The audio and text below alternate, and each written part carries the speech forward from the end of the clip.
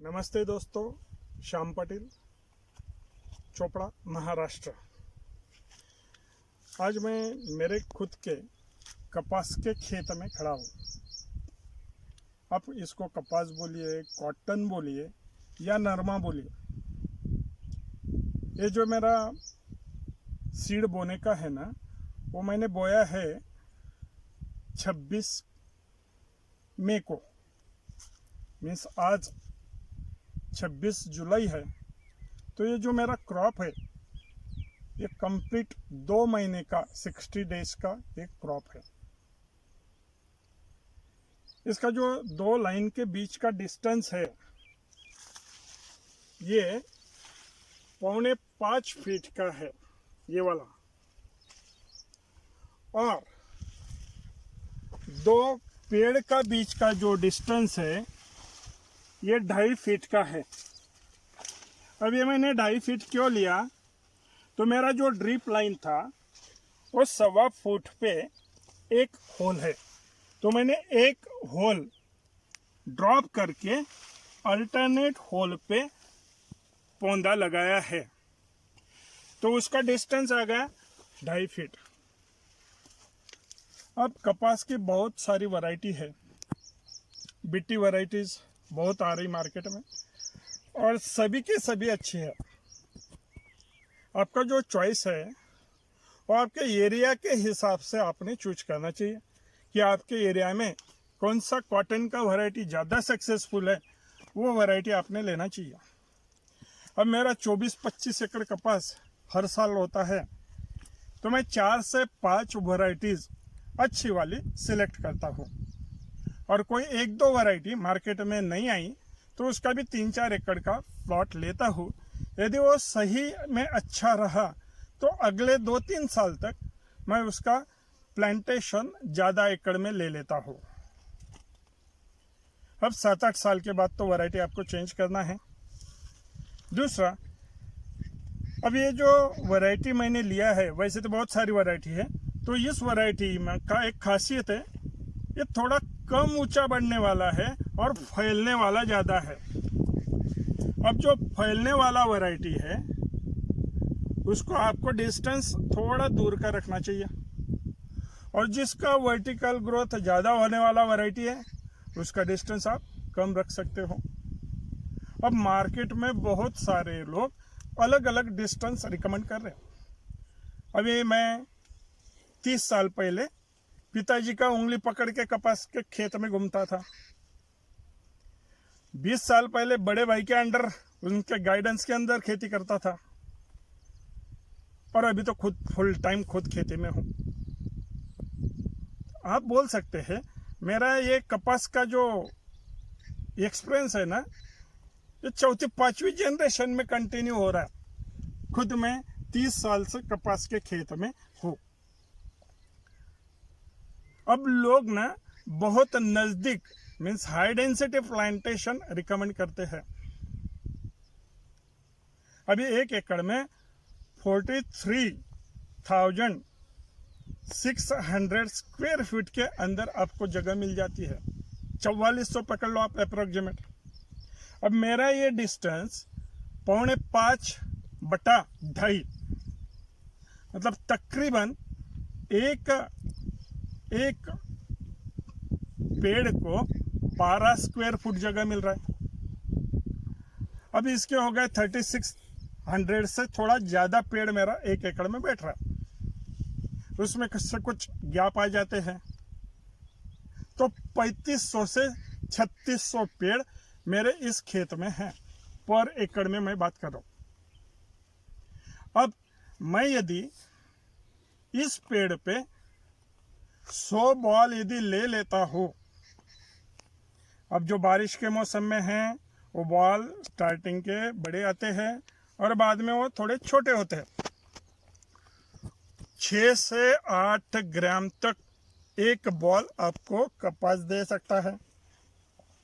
अब मैं पकड़ लेता हूँ 6 ग्राम का, और कुछ टॉप पे जो आएंगे वो 4 या 5 ग्राम के हो गए, तो एवरेज पकड़ लिया मैंने 5 ग्राम का। तो मेरा 100 बॉल यदि मैं निकालता हूँ फाइनल, तो मेरे 500 ग्राम कपास एक पेड़ पे आ रहा, तो 3600 पेड़ है, तो मेरा कपास गारंटेड 18 क्विंटल आ जाएगा एकड़ में। अब ये जो इनकम की हम बात कर रहे हैं, यील्ड की बात कर रहे हैं, फिर से मैं बोलूँगा 3 बातों पे डिपेंड करेगा। फिर से आपका कड़ी मेहनत, सही नॉलेज और उसका सही इस्तेमाल, और तीसरा आपका नसीब। अब पहली 2 बातें मेरे हाथ में हैं। अब पहले ना 8-8, 10-10 बच्चे होते थे लोगों को, अब मालूम है क्या, 2 ही बच्चे होते हैं, फिर भी वो केयर लेते हैं। यदि वैसी केयर आपने ली तो इस पे 18 क्विंटल माल आना ही है। यदि मैं 100 बॉल के ऊपर इस पे चला जाता हूँ, मैं यदि 150 बॉल इस पे बिठाता हूँ, तो मेरा 27 से 25 क्विंटल के बीच में पर एकड़ यील्ड आ सकता है।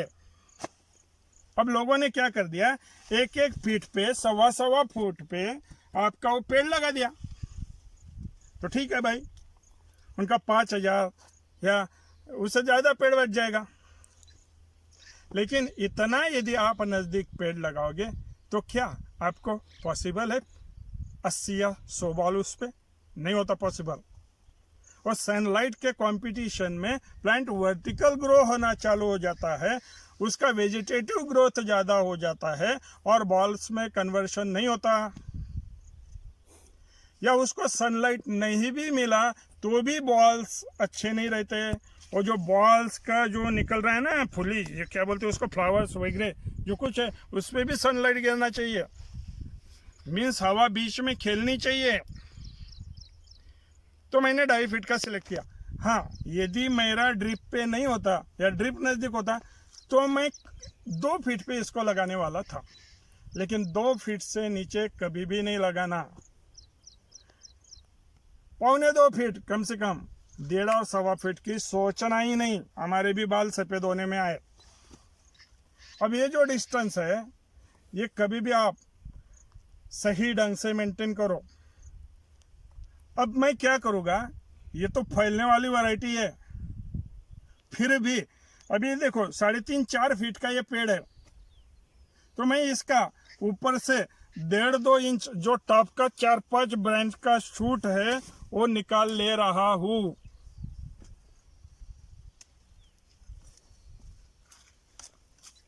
अभी इससे क्या होगा, ये जो नीचे के शूट्स है वो डेवलप होना चालू हो जाएंगे, तो आपको नीचे से भी ये फ्लावरिंग मिल जाएगा।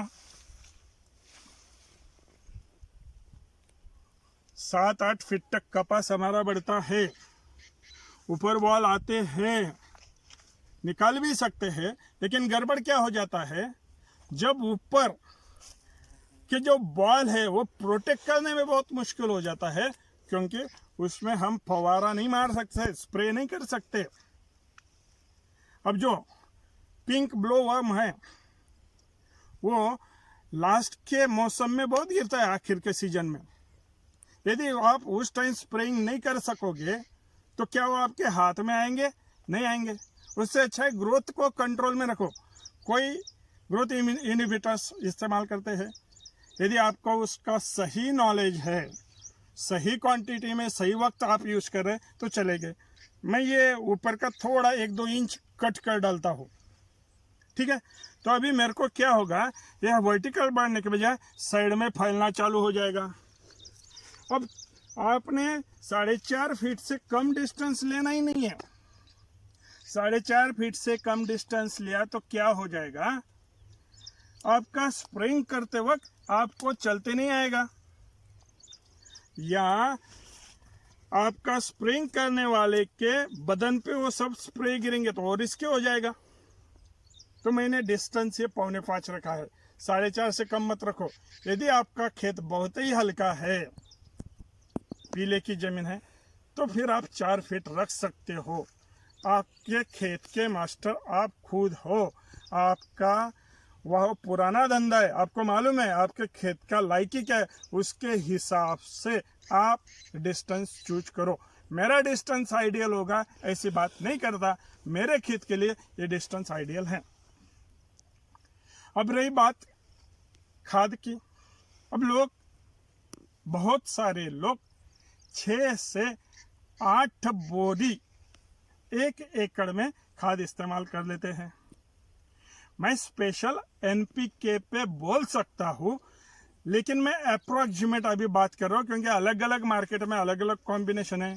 कोई डीएपी पोटैश यूज करेगा, कोई 10-26-26 यूज करेगा, कोई 18-18-10 इस्तेमाल करेगा, कोई 12-32-16 इस्तेमाल करेगा, कोई 24-24 जीरो पोटैश इस्तेमाल करेगा, कोई म्यूरेट ऑफ पोटैश, कोई sulphate of potash, urea, ammonium sulphate, बहुत सारे हैं। लेकिन तकरीबन 6 से 8 बोरी लोग इस्तेमाल कर जाते हैं। मैं मेरे कपास के खेत में लोगों के कंपैरिजन में 30 या 40% ही खाद इस्तेमाल करता हूँ।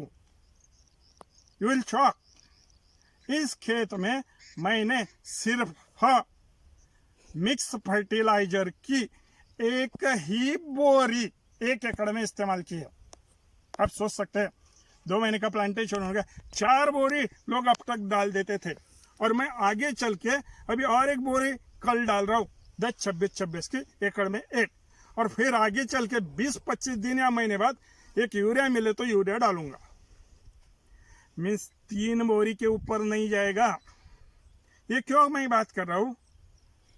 हम लोगों को दिखावे के लिए खेती कर रहे हैं, वो नहीं करना है। उसका 20 क्विंटल आया एकड़ में, मैंने 25 निकालना नहीं। मैंने क्या करना है, कम से कम खाद इस्तेमाल करके, कम से कम पेस्टिसाइड्स इस्तेमाल करते, कम से कम मेहनत करके यील्ड पाना है। भाई मैं दिखावे के लिए नहीं खेती कर रहा हूँ, मैं मेरे प्रॉफिट के लिए खेती कर रहा हूँ। 30 साल पहले 1 क्विंटल कपास बेचा तो आपको 2 तोला सोना मिल जाता था। अब आपको 1 तोला सोने के लिए 15 क्विंटल कपास बेचना है। मतलब 30 साल पहले का 1 क्विंटल का जो किसान निकालने वाला माल था, अभी वो 30 क्विंटल भी पाएगा एकड़ में तो उतनी ही खुशी पाएगा। 30 क्विंटल तो आपका होना नहीं है, और खर्चा तो बहुत महंगा हो गया।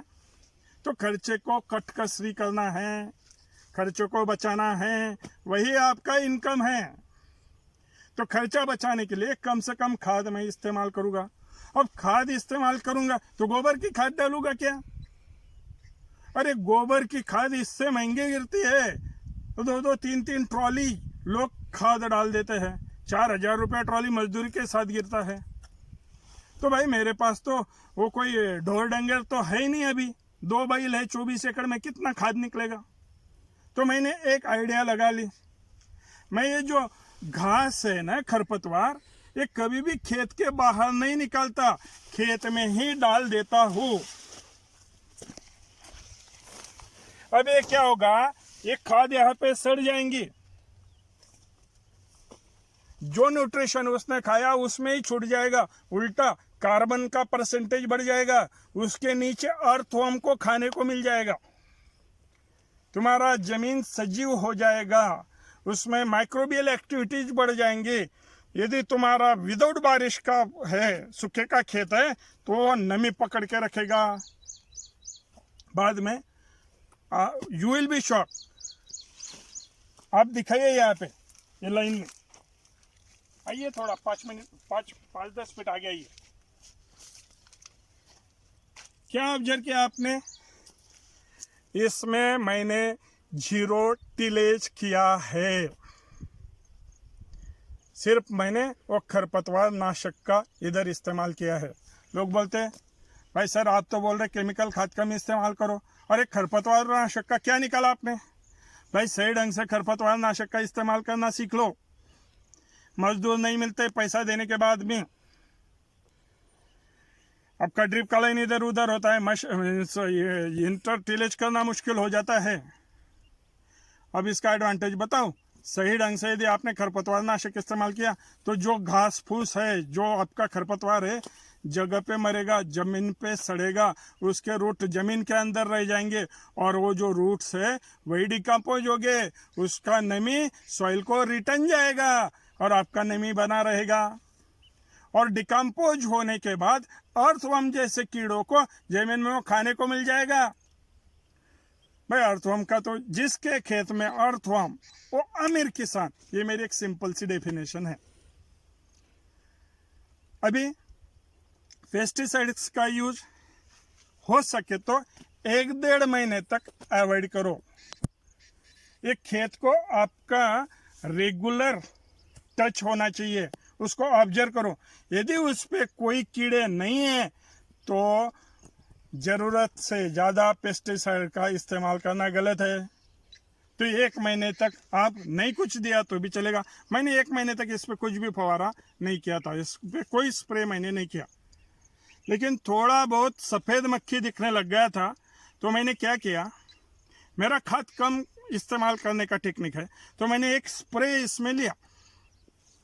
स्प्रे में क्या था, यदि आप 3-19 जैसा स्प्रे करते हो खाद तो प्लांट्स में तुरंत एब्सॉर्ब हो जाता है और ज़मीन पे कोई रेसिड्यू नहीं रहेगा, मीन्स कम खर्चे में तुरंत रिजल्ट आएगा। तो मैंने 3-19